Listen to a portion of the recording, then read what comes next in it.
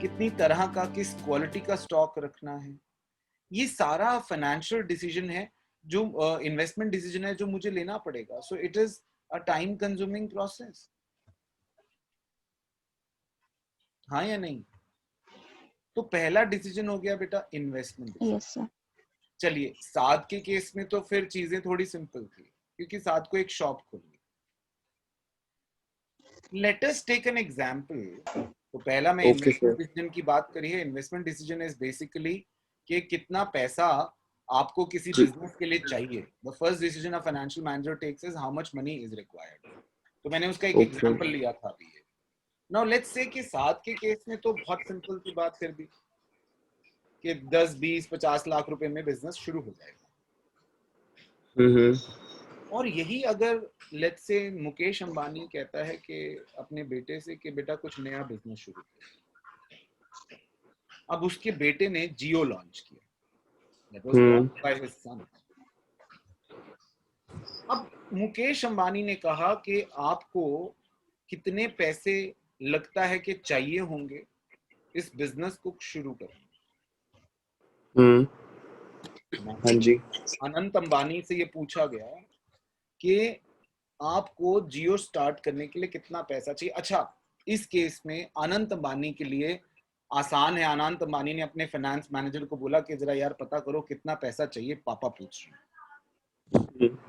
अच्छा, उसके finance manager के लिए भी आसान है, क्योंकि जियो से पहले इस तरह की कंपनीज ऑलरेडी एग्जिस्ट करती हैं. एयरटेल एग्जिस्ट करती है, वोडाफोन एग्जिस्ट करती है, आइडिया एग्जिस्ट कर रही थी. तो उसके लिए भी जज करना आसान है. Imagine you are starting a business from the scratch for the first time. ऐसा बिजनेस किसी ने किया नहीं है. ऐसा बिजनेस किसी ने किया नहीं. आई रिमेम्बर मैं कुछ 20-25 साल पहले की बात बता. हाँ जी. Gulshan Kumar, you know Gulshan Kumar T Series का मालिक. मैं सभी हाँ जी सर. Yes sir. के साथ. तो गुलशन कुमार ने अपने बेटे से कहा, भूषण कुमार से, कि बेटा आने वाले टाइम में मिनरल वाटर की बहुत डिमांड है. ओके. आप जो है ना एक वाटर, ये जो मिनरल वाटर का जो है एक प्लांट लगाइए ऋषिकेश के पास. जरा पता करिए कितना पैसा चाहिए होगा. ये मेरी आंखों देखी बात है, because I know Bhushan Kumar personally somehow. तो उससे पूछा गया कि भाई कितना पैसा चाहिए. That was the time when he asked me कि यार चल तू मेरे साथ चल, हम मिलके काम करते हैं ये वाला. मैंने कहा भाई तू बहुत अमीर आदमी है, मैं तेरे लायक नहीं हूं, तू रहने दे, तू जा. So that is like he started Ganga water. अभी तो शायद वो मेरे ख्याल से डिसकंटिन्यू कर दिया उन्होंने. They started a plant with the name Ganga water. तो उस वक्त ये पता करना भूषण कुमार के लिए कि कितना पैसा चाहिए, that is a decision in itself. It's a huge decision in itself. That's the first decision a financial manager has to take. That how much money is required. All right.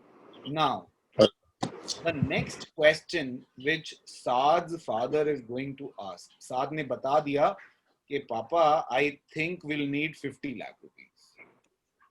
All right. But अब अगर अब ये अगला question था जो साद को बिल्कुल हिला के रख देने वाला था, क्योंकि साद की उम्मीदें कुछ और थी.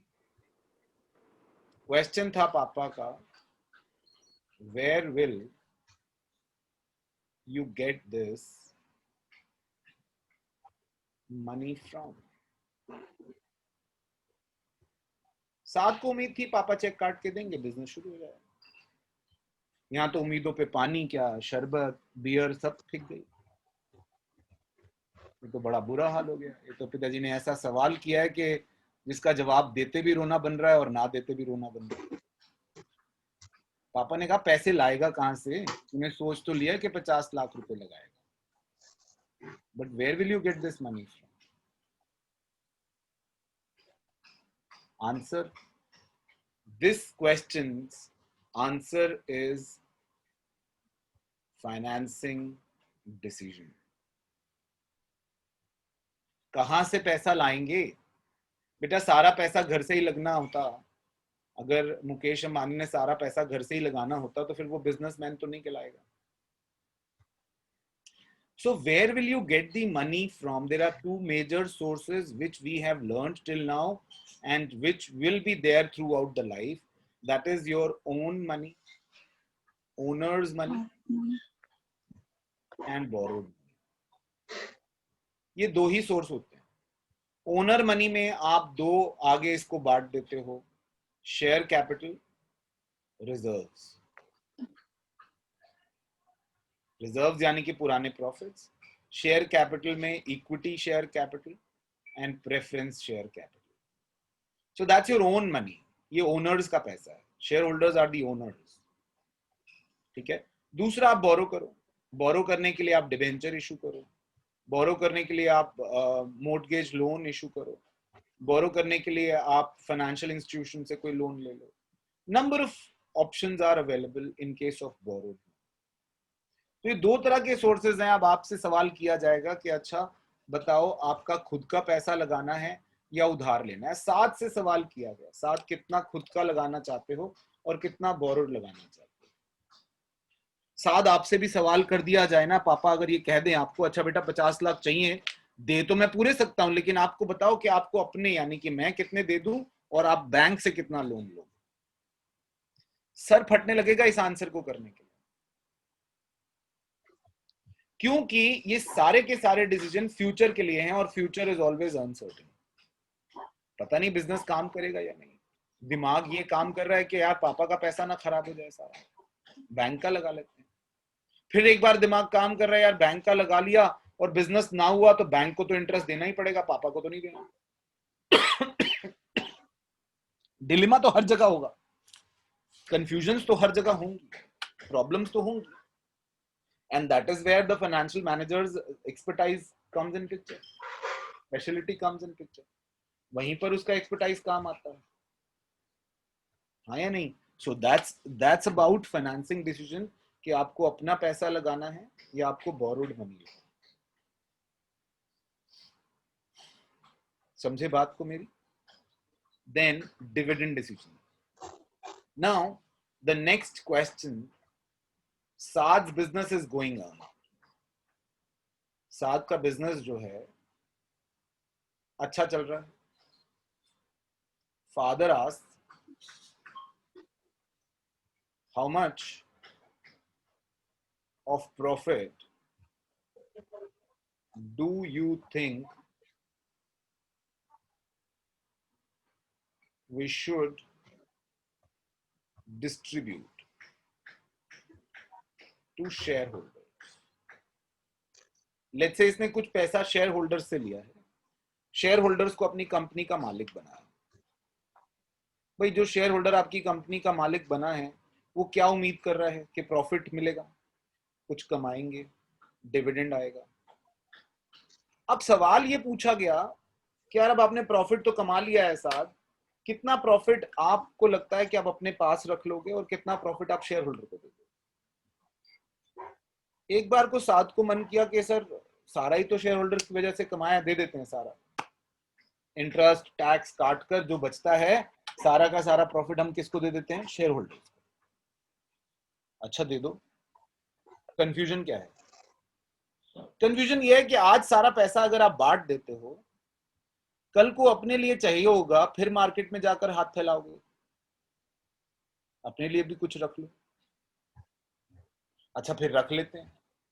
अच्छा फिर ये तो शेयर होल्डर नाराज हो जाएगा कि मुझे तो डिविडेंड कम दिया है.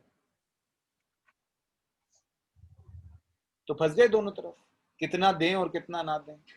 और अगर आप सोचे कि 50% दे देते हैं, 50% रख लेते हैं, बेटा अगर सारी जिंदगी में 50-50 से चल जाता काम तो फिर कोई डिलेमा, कभी कोई कंफ्यूजन होती ही नहीं, कभी कोई प्रॉब्लम्स होती ही नहीं.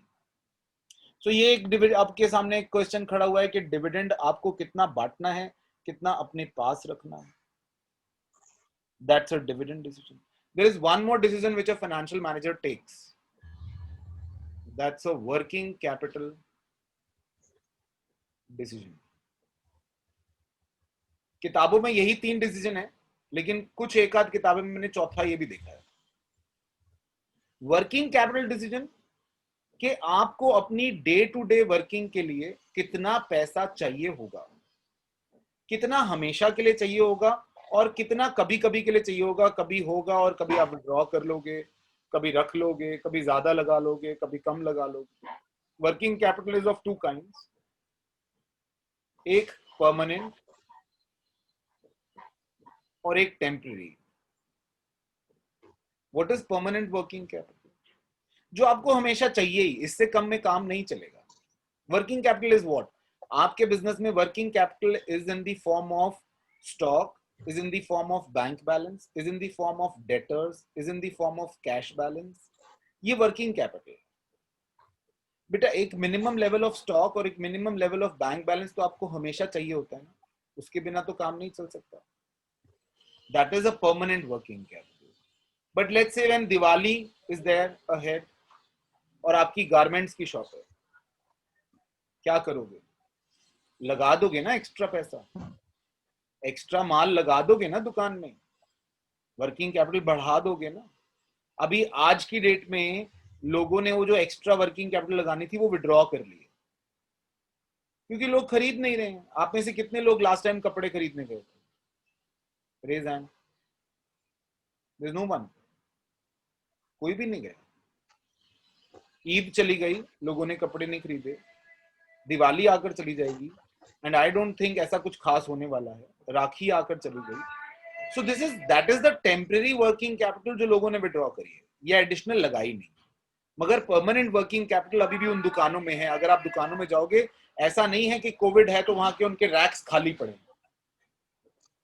ऐसा तो नहीं है ना. एक मिनिमम स्टॉक जो उनके रैक्स में दिखना चाहिए वो तो है. So the temporary that's permanent working capital. लेकिन उसके रैक्स के बियॉन्ड जो वो माल लाकर रखते हैं दिवाली, ईद, राखी, शादियों के सीजन में, that's a temporary working capital. So अगर मैं इसका ग्राफ आपको बना के दिखाऊं, so that's a fixed working capital.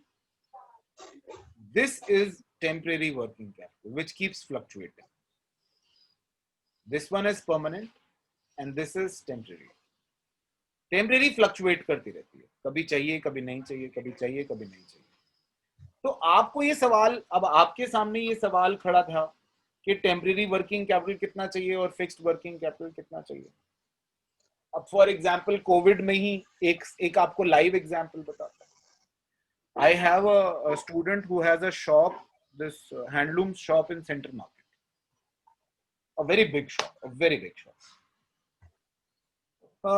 जब लॉकडाउन खुला तो उसकी दुकान खुली. मैंने बोला जय क्या सिचुएशन है, उससे ऐसी बात हो रही थी मेरी. He called up. जब भी he wants to take some kind of decision जिसमें वो फंस जाता है, he calls me up. He says sir यार मैं फंस गया हूँ, समझ नहीं आ रही क्या करूँ. तो बोला क्या हुआ? बोला दुकान खोली है, आज 10 दिन हो गए. 10 दिन में शायद 3 कस्टमर आए होंगे और हर रोज दुकान खोलने का मेरा खर्चा कम से कम 40 से 50 हजार रुपए होगा. लड़के हैं मेरे ख्याल, 10-15 स्टाफ हैं उसके. फिर 3 मंजिला दुकान है तो उसमें कहीं उसको एसी भी चलाना है, लाइट्स भी चलानी है. एक और सवाल खड़ा हो गया. बोला कि यार दुकान खुली है, कस्टमर तो आया नहीं, लेकिन जो सप्लायर हैं जिनको पुराना पैसा देना है वो आकर सामने खड़े हैं. उनको तो दिख रहा है कि दुकान खुल गई तो पैसा दो. तो ये वर्किंग कैपिटल ही तो है. बेटा ये वर्किंग कैपिटल है, ये फिक्स्ड कैपिटल नहीं है. फिक्स्ड कैपिटल होती है दुकान में जो माल पैसा लगा हुआ है, उसकी दुकान करोड़ों रुपए की है, दैट्स अ फिक्स्ड कैपिटल. लेकिन वर्किंग कैपिटल कितनी मुझे ज्यादा लगानी है, कितनी कम करनी है, that's a working capital decision कि मुझे और पैसा लगाना चाहिए या नहीं लगाना चाहिए, या मुझे क्रेडिटर्स की पेमेंट कैसे करनी चाहिए, नहीं करनी चाहिए. How do I do. तो हिज क्वेश्चन वाज कि सर अब ये वाला जो साइकिल है इसको घुमाऊं कैसे. ये तो रुक गई. The cycle got stuck. Cycle कैसे चलती है? इनफ्लो आता है कस्टमर से, पेमेंट्स होती है सप्लायर को. ये तो अटक गई है. Then we sat and we made some scheme and then luckily, I am not the marketing guy, but luckily it got hit and उसकी दुकान पे कुछ कस्टमर का इनफॉल हुआ. फिर उसने क्रेडिटर्स का कुछ पेमेंट देना शुरू किया. So मतलब साइकिल थोड़ी सी चल गई. वो cycle that cycle is operating cycle. The cycle is working capital cycle, कि पैसा आएगा जाएगा, पैसा आएगा जाएगा, आएगा जाएगा। आप सोच के देखो, वर्किंग कैपिटल को आप अकाउंट्स में कैसे डिफाइन करोगे? Current assets minus current liability, है ना? करंट एसेट्स में क्या होता है? Stock, debtors, cash, bank, prepaid expenses, ये सब करंट एसेट्स हैं। आपको स्टॉक के लिए पैसा चाहिए, आपको कैश रखने के लिए पैसा चाहिए, बैंक के लिए पैसा चाहिए, आपको अपने उसके प्रीपेड एक्सपेंसेस के लिए पैसा चाहिए, तो ये सारा आपका करंट एसेट्स है। इसमें आपको बेसिकली वर्किंग कैपिटल चाहिए ना। What do you do? आप इस वर्किंग कैपिटल को करंट लायबिलिटी से फाइनेंस करते हो। आपके जो करंट एसेट्स हैं ये आपकी वर्किंग कैपिटल है। आपका जो रेडी स्टॉक है, आपका रेडी कैश बैलेंस है, रेडी बैंक बैलेंस है, ये आपके करंट एसेट्स हैं। और मैं ये कहता हूं कि working capital is nothing but the current assets. मगर आप इसको फाइनेंस कहां से करते हो? आपने स्टॉक रखना है, उसके लिए उसको फाइनेंस करने के लिए आपने क्रेडिटर से उधार ले लिया, आपने डेटर को उधार देना है, कस्टमर को उधार देना है 2 महीने का, आपने इसको फाइनेंस करने के लिए पीछे क्रेडिटर से 3 महीने का उधार ले लिया। आप अपनी वर्किंग कैपिटल को, आपने करंट एसेट्स को, करंट लायबिलिटीज, आपके जो क्रेडिटर्स हैं that is your current liability. So current assets को आप अपनी करंट लायबिलिटी से फाइनेंस करते हो। So how much of current assets to be finance through current liabilities? And पूरा आप नहीं कर सकते, आप पूरा तो नहीं कर सकते। आप कहो कि मेरी दुकान में 1 करोड़ का स्टॉक है और वो सारा 1 करोड़ का स्टॉक जो है मैं किसी से फाइनेंस करा लूं, मैं सारा का सारा उधार ले लूं, तो कोई देने वाला नहीं है। तो कितना फाइनेंस कराओगे, कहां से फाइनेंस कराओगे? अब 1 करोड़ में से मान लो 40 लाख का आपको उधार मिल गया, 60 लाख रुपए तो आपको अपना लगाना पड़ेगा ना। वर्किंग कैपिटल कैसे निकाली? करंट एसेट 1 करोड़, 40 लाख की करंट लायबिलिटी माइनस 40 लाख, तो 60 लाख रुपए आपको अपनी फिक्स्ड कैपिटल से चाहिए होगा ना। फिर वो तो कहीं और से आएगा नहीं, वो तो आपको लगाना पड़ेगा। तो आपको कितना लगाना है, कितना करंट लायबिलिटी से हो जाएगा, दैट इज अ डिसीजन।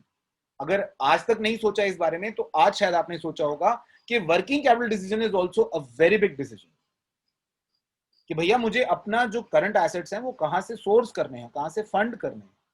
सो ये 3-4 मेजर डिसीजंस हैं जो एक फाइनेंशियल मैनेजर लेता है। और मैं आप